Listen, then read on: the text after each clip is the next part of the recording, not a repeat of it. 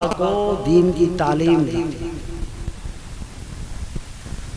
वही सुन्नत रसूल है जो आज मकान की शक्ल में हमारे सामने मदरसे की सूरत और शक्ल में आता है। उसके एक फर्द थे हजरत अबू हुरैरा। ये सरकार की अहादीस सुनते थे, कलमात खैर सुनते थे तो भूल जाया करते थे। तकलीफ हुई कि मैं सरकार के कलमात खैर सुनता हूँ भूल जाता हूँ। गए सरकार के पास, या रसूल अल्लाह आपके कलमात खैर मैं सुनता हूँ तो भूल जाता हूँ, मेरा इलाज कर दीजिए। इलाज कराने के लिए तो सरकार ने ये नहीं फरमाया कि अरे किसी हकीम के पास चले जाओ, डॉक्टर के पास चले जाओ। मैं कोई डॉक्टर हूँ, तुम्हारा मर्ज दूर करूँगा। निस्यान भी एक मर्ज होता है, भूलने का मर्ज होता है कि नहीं होता है। जब बुढ़ापे में आप लोग जाओगे ना नौजवानों, तो ये मर्ज पैदा होता रहेगा। कुछ कल की बात याद नहीं रहेगी, परसों की बात याद नहीं रहेगी, भूलने की आदत हो जाएगी। इसे निस्यान का मर्ज कहते हैं, भूलने का मर्ज कहते हैं। तो सरकार ने वापस नहीं किया। तो एक जरूरतमंद आया, हजरत अबू हुरैरा जरूरतमंद है ना, इलाज कराने के लिए आए हैं। आपके घर आ जाए तो आप यही कहोगे मैं डॉक्टर थोड़े, अरे मैं बिजनेसमैन हूँ, कुछ उसके गुरु मुझसे मालूम कर लो। या जाओ किसी हकीम के पास मशवरा दोगे कि डॉक्टर के पास जाओ, वो नुस्खा लिख देगा, वही घोट पीस करके खाते पीते रहना।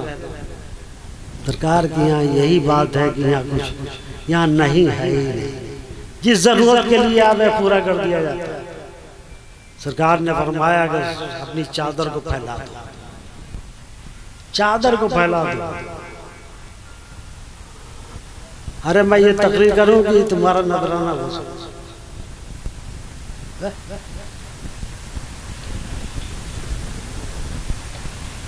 तो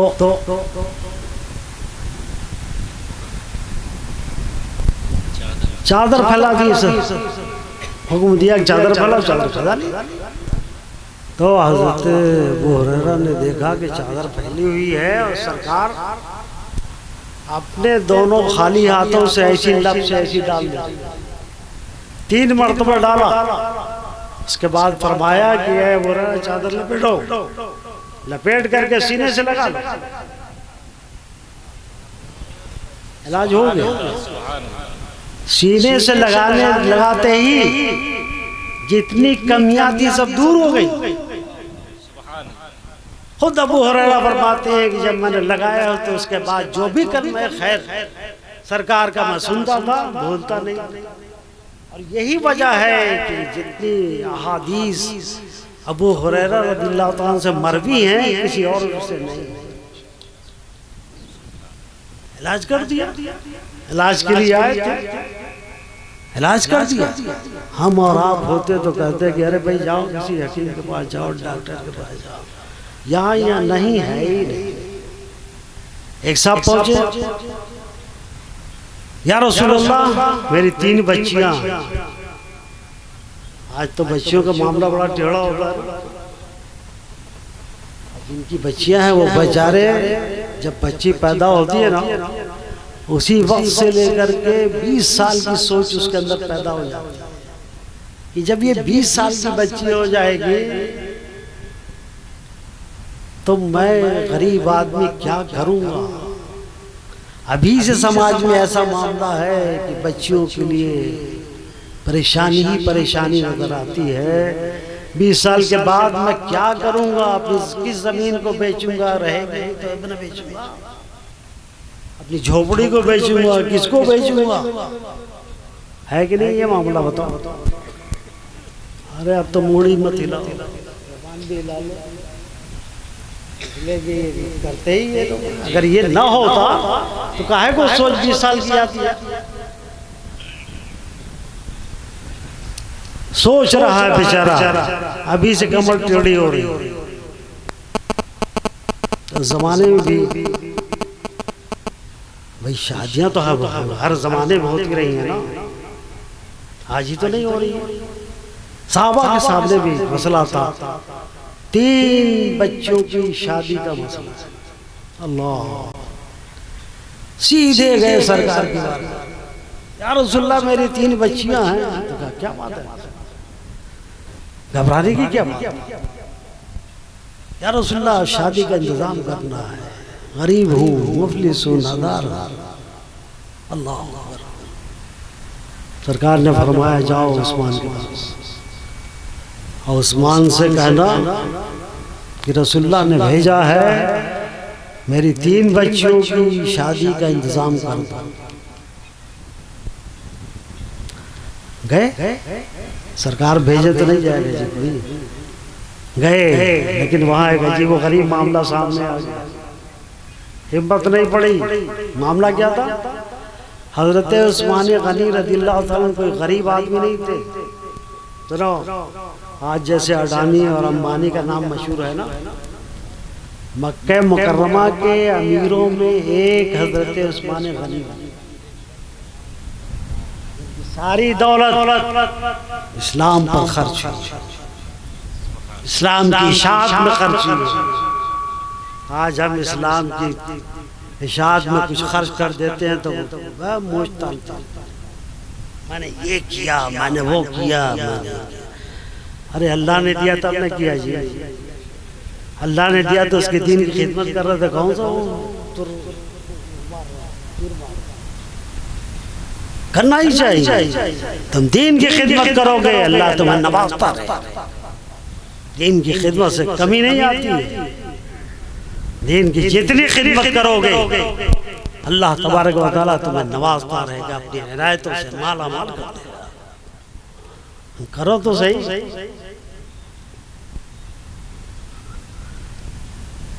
मंदिर क्या हुआ था वहां पे? हजरत उस्मान गनी रज़ियल्लाहु अन्हु अपने नौकर को डांट रहे थे, किसी बड़े मामले में नहीं डांट रहे थे। वो ये कह रहे थे कि जब पतली बत्ती से चिराग में पत्ती पतली होती तब भी हमारा काम चल सकता था, ये मोटी बत्ती तुमने क्यों जलाई? मोटी बत्ती जलेगी तो तेल ज्यादा नहीं जलेगा जी। अरे बोलो, इसमें तो बोल जाओ, चंदा थोड़ी मांग रहा हूँ कि चंदा, मतलब डरते हैं कि कहीं चंदा ना मांगने लगे, मौलाना लोग का कम ही है चंदा मांगना। अरे हम चंदा मांग करके तो आप ही के बच्चों आपसे नहीं लेंगे तो और किसे लेंगे? मोदी जी से लेंगे। आपका बच्चा है, मदरसे में आया, उस पर जो खर्च होगा वो आपसे नहीं मांगेंगे तो किससे मांगेंगे? जलसे में यहाँ पर चंदे वंदे की बात नहीं, जब मौका आएगा तो देखा जाएगा। तो अब बताओ कि जो अपनी जरूरत लेकर के किसी के पास जाए और वो इतने से बात पर डांट रहा हो, थोड़ा सा तेल ज्यादा न जलता?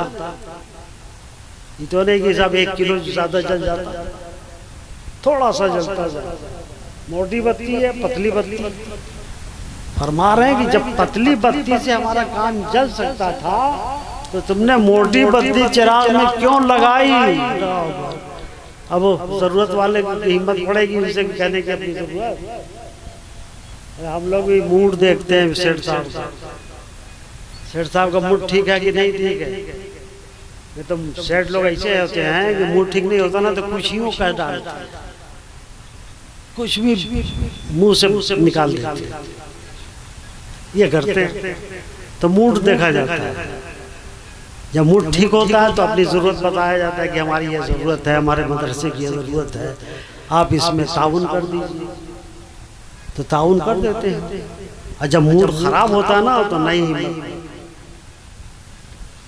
तो ये ज़रूरतमंद गए, देखा एक छोटी सी बात पर मोटी और पतली बत्ती पर डांट रहा, तो मेरी क्या ज़रूरत? 3 शादी, बच्चियों की शादी का इंतजाम करेगा, वापस चले आए। नहीं, फिर दूसरे रसूलुल्लाह की बारगाह में हाजिर हुई, या रसूलुल्लाह मेरी ये ज़रूरत है, सुनो मेरी बात और इसे सबक हासिल करना मेरे भाई, इसलिए मैं इस वाक्य को सुना रहा हूँ। आज हम पता नहीं क्या क्या कर डालते हैं। अरे किसी हर शादी में 20-25 हजार का तो पटाखा जला जाता है। यही 20-25 हजार बचा करके किसी गरीब बच्ची को शादी करा देते, अब खुश होता कि नहीं होता? बताओ, माहौल भी ठीक होता कि नहीं होता? बताओ। नहीं, हम उसने पटाखे फोड़े तो हम पीछे काय को रहे। हमारी मूंछ भी तो मूंछ बहुत मोटी है, यही ना देखते हो जी। तुम अपनी दौलत आग लगाते हो पटाखा छोड़ दो। दौलत यही थोड़ी है कि 5,000 की गड्डी ले लो उसमें आग लगाओ। अरे 5,000 का पटाखा जोड़ो उसमें आग लगा दो, वही दूंगा दौलत में आग लगाई। कोई एहसास नहीं होता हमारी कौम को कि हम आग लगा रहे हैं अपनी दौलत। जिससे हम एक गरीब बच्ची की शादी कर सकते थे उसमें हमने आग लगाई। नहीं, तभी तो माशरे में गंदगी फैल रही है यार। इस्लाह माशरा चाहते हो ना, पहले इस हालत को बदलो, तब इस्लाह अपने माशरे की कर सकते हो। अपने जहन को बदलो, अपनी सोच को बदलो, रसूलुल्लाह के नक्शे कदम को सामने रखो, सहाबा के किरदार को सामने रखो, तब माशरा ठीक होगा। खाली लिखने से थोड़ी होता है। इस्लाह माशरा कॉन्फ्रेंस आपने लिख दिया, इतना बड़ा बड़ा बैज लगा करके चल दिए, इससे माशरा ठीक हो जाएगा। सोच को बदलो, समझ को बदलो, अपने किरदार को बदलो, माशरे की जरूरत को समझो, तब माशरा बदलता। ऐसे थोड़ी बदलता। नाम दे दिया कि साहब इस्लाह माशरा कॉन्फ्रेंस।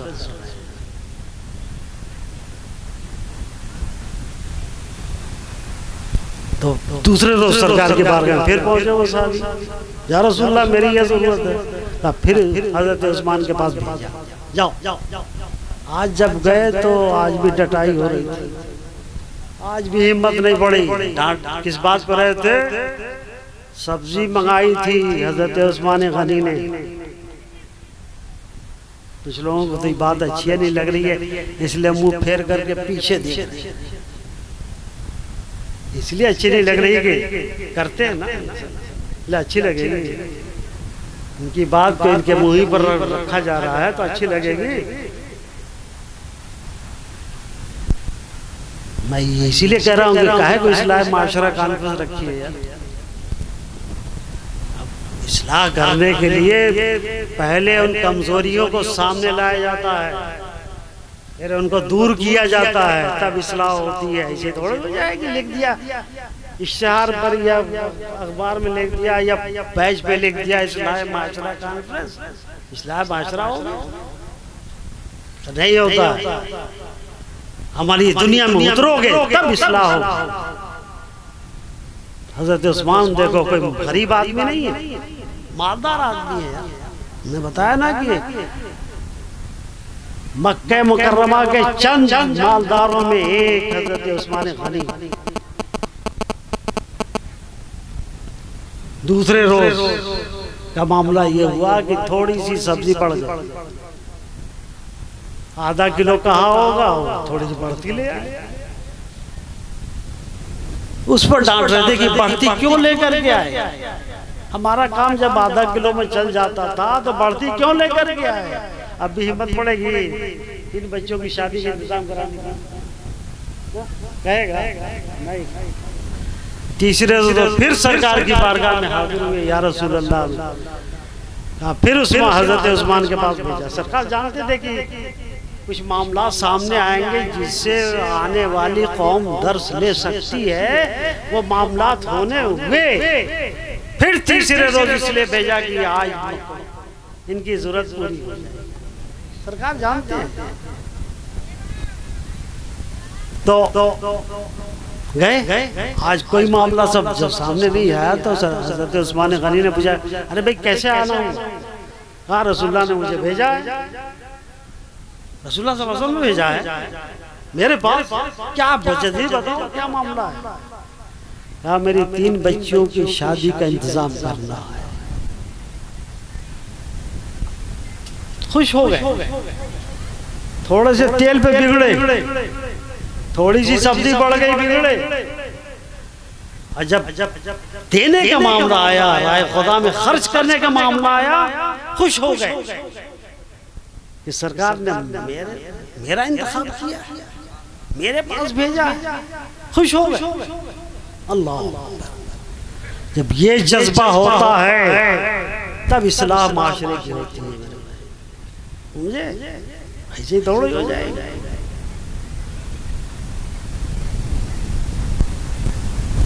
बुलाया गुलाम को, गुलाम यहाँ आओ, 3 ऊँट लेकर के आओ, और तीनों ऊँट पर शादी की जितनी जरूरत है सब भर भर।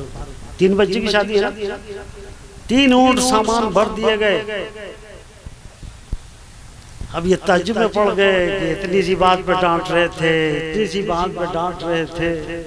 जब मेरा मामला आया है तो 3-3 ऊँट सामान से भर दिए गए, कोई एहसास नहीं, कोई तकलीफ का इजहार भी नहीं, कुछ नहीं, खुश हो रहे।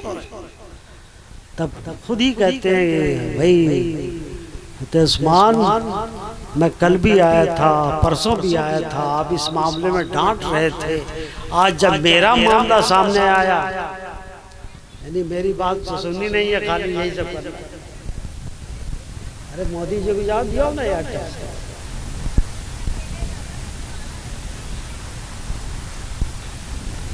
तो मेरी तरफ देखोगे, थोड़ी सी बात करनी है यार, तो आपके माशरे ही का मामला है। आपके माशरे में बच्चों की शादी का मामला कितना टेढ़ा होता जा रहा है। हो गया, टेढ़ा कर दिया गया ना, कोई बात नहीं है, सीधी सादी शादी हो जाती, क्या हो नहीं, शादी मैं करूंगा तो मैं सोने की अंगूठी लूंगा, सोने की चेन लूंगा, यही ना होता है। मर्द के लिए जानता ही नहीं, मसला ही नहीं जानता, ये मुसलमान है ना, मसला ही नहीं जानता कि सोना पहनना जायज है कि हराम। सलमान मांग रहा है, मैं ये लूंगा, भीख मांग रहा है, भीख में हराम मांग रहा है, पहनेगा। जितनी देर तक तेरी उंगली में अंगूठी रहेगी सोने की, गुनहगार होता रहे, गुनाह तेरे सर पे चलता रहे। बहुत से गुनाह तो हैं, ये भी और इजाफा ही होता है। खुश हो गया, सोने की चाल, अंगूठी मिल गई। जिन लोगों के उंगली में सोने की अंगूठी हो, फौरन निकाल दे मेरे भाई, तब माशरा संभले। और कभी भी मांग रिश्वत होती है, रिश्वत लेना देना दोनों आराम है। मांगो मत, अपनी खुशी से अगर आपका खुसर कुछ दे देता है तो ले लीजिए। अपनी बच्ची को दे रहा है, उसका हक था, उसके माल में उसने उस हक की अदायगी कर दी है, खुश हो जाओ। कुछ मत मांगो कि नहीं मैं इतने पैसा लूंगा, इतना सोना लूंगा, इतना ये लूंगा, तब शादी करूंगा। अगर ये मामला रहेगा, अल्लाह ने अजाब तो रोक दिया है अपने नबी की वजह से, अपने हबीब की वजह से, वरना अजाब के मुस्तहिक तो हो ही जाए। आज नहीं, कल क़यामत में तो मिलेगा। तुमने क्यों हराम काम किया है? इसलिए मेरे दोस्त, सहाबा के किरदार को देखो, उनके मामलात को देखो। सरकार ने भेजा इनको, हजरत उस्मान गनी खुश हो गए, 3 ऊँट सामान के लाद दिए, उनके हवाले नहीं बल्कि नौकर से कहा कि इनको घर पहुंचा करके आओ इनके। ये मामला था। अब इन्होंने ताज्जुब से कहा, अरे भाई उस्मान साहब, कल आया ये डटाई हो रही थी, परसों आया ये डटाई हो रही थी, जब मेरा मामला आपका आया तो आप देने में इतनी फराख दिली। 3-3 ऊंट सामान दे रहे हो। मुस्कुरा दिए हजरत उस्मान गनी रज़ियल्लाहु ताला। कहा सुनो, कल वाला मामला, परसों वाला मामला मेरी जात से वास्ता था।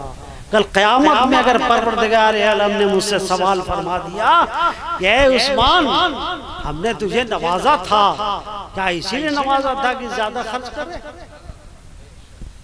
तेल ज्यादा खर्च कर, तो मैं क्या जवाब दूंगा। इसलिए मैं अपने गुलाम को तंबीह कर रहा था। और ये तो अल्लाह से लेने का मामला है, लेने में कोताही क्यों करेंगे। जितना भी अल्लाह की राह में खर्च करोगे अल्लाह ताला, ये जब जहन होता है तब माशरा समझता है भाई। इतना बड़ा बिल्ला लगा देने से थोड़े माशरा संभलेगा। पहले वो खुद अपने को संभाले, जब बिल्ला भी लगाए हों मेरे भाई, जितने बहुत से लगाए हुए हैं, खुद पहले अपने को संभाले। वक्त की पे नमाज अदा करते हैं कि नहीं करते, ज़कात देते हैं कि नहीं देते, माँ बाप की खिदमत करते हैं कि नहीं करते, पड़ोसी का हक अदा करते हैं कि नहीं करते। भाई ये इसी से माशरा बनेगा ना। पड़ोस की जरूरत है कि हमारी मदद की जाए, और आप खर्राटे ले रहे हो, तड़प रहा बेचारा पड़ोसी बीमारी की वजह से, भूख की वजह से। मेरे आका फरमाते हैं वो मोमिन नहीं है जो पेट भर करके खा करके सोए और उसका पड़ोसी भूखा रहे। इसको दूर करोगे तब माशरा संभलेगा, तब इस्लाह होगी मेरे भाई। अपनी इस्लाह करने के लिए सुन्नत रसूल को अपनाना होगा, तरीक़े मुस्तफ़ा को लेना होगा। इसीलिए किसी शायर ने कहा है तरीक़े मुस्तफ़ा को छोड़ना है वजह बर्बादी। ये तो ऐसा वक्त है, हम क्या करें। हमको ऐसे 2:45 बजे तक उठाया है, हम कुछ कर सकते हैं। अब तो खींच करके आपको फजर तक ले ही जाना आगे, आपकी फजर की नमाज कज़ा ना हो जाए। अभी जाओगे सोओगे हो जाएगा, जाग थोड़ी सकते। ये तो आपकी रिवायत बन चुकी है, इसलिए कुछ तो बयान करना ही पड़ेगा ना। और मैं कोई और इसकी उसकी कहानी तो बयान नहीं कर रहा हूँ, अलिफ लैला तो बयान नहीं कर रहा हूँ। सरकार के सहाबी की जिंदगी के उन पहलुओं को बयान कर रहा हूँ जो हमारे लिए इबरत का रास्ता खोलती। तो हज़रत उस्मान गनी ने क्या फरमाया, कल मुझे देखो, हमने कल का तस्वीर छोड़ दिया, बहुत मामूली अगर है तो बहुत मामूली है कि कल क्या होने वाला है। न इस्लाम की देन है ये कि कोई मजहब कल के बारे में बताता नहीं है। इस्लाम बताता है कि कल तुम्हें अल्लाह की बारगाह में जवाबदेही करनी पड़ेगी। ये इस्लाम की तस्वीर है मेरे भाई। कोई मजहब, अरे क्रिश्चियन बहुत फैले हुए हैं दुनिया में, नंबर 1 पे है उनकी आबादी। उनके यहाँ तो ये है कि कोई सा भी जुर्म कर लो, एक मुजस्समा बना दिया है हजरत ईसा अलैहिस्सलाम का माज़अल्लाह, उसके सामने जाके इकरार कर लो, माफी मिल जाए। जुर्म कोई रुकेगा, एक से एक जुर्म पैदा होते रहेंगे। इस्लाम ने दिया है कि कल तुम्हें जवाबदेही करनी है। चोरी की है तुमने, कल जवाबदेही करो, उसकी सजा तुमको मिलेगी। आज तुम अपने भाई को सता रहे हो, कल इसकी जवाबदेही रब की बारगाह में होगी और अज़ाब इलाही से दो चार होना पड़ेगा। इस तस्वुर ने, इस्लाम के इस तस्वुर ने इंसान को बांध रखा है कि हमको दुनिया में ठीक ठाक रहना चाहिए, बेहतर अंदाज में रहना चाहिए। ये इस्लाम की देन है यार। क्या क्या चीजें इस्लाम की बताई जाएं। आप तो सोने में लगे हुए, में लगा हुआ है, ये कर रहे हैं।